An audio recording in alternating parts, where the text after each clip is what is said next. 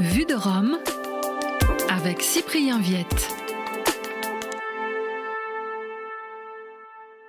Les visiteurs se rendant vers la place Saint-Pierre depuis le château Saint-Ange peuvent apercevoir au numéro 54 de la Via della Conciliazione une plaque plutôt discrète portant l'inscription Sala Stampa della Santa Sede.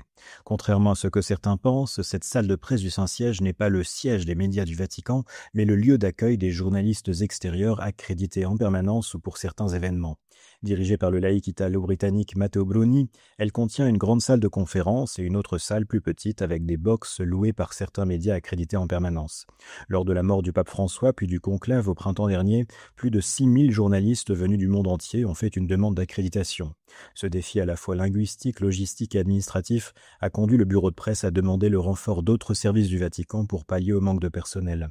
Mais l'ambiance était souvent tendue devant la salle de presse jusqu'à tard dans la nuit, certains journalistes ayant dû faire plusieurs heures de queue. Les journalistes bénéficiant d'une accréditation permanente vivent pour leur part une expérience très différente. Ils sont plusieurs centaines au total, mais seuls quelques dizaines viennent régulièrement. Ces journalistes forment donc une petite communauté humaine avec des différences de génération, de tempérament, de langue, de culture, ce qui donne parfois lieu à des conflits.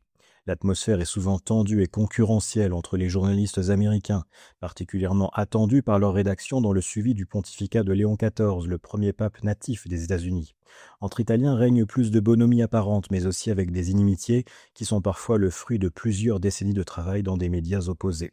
Les Français, moins nombreux, sont pour leur part connus pour leur esprit fraternel et leur volonté de vivre leur travail comme une occasion de nouer des amitiés.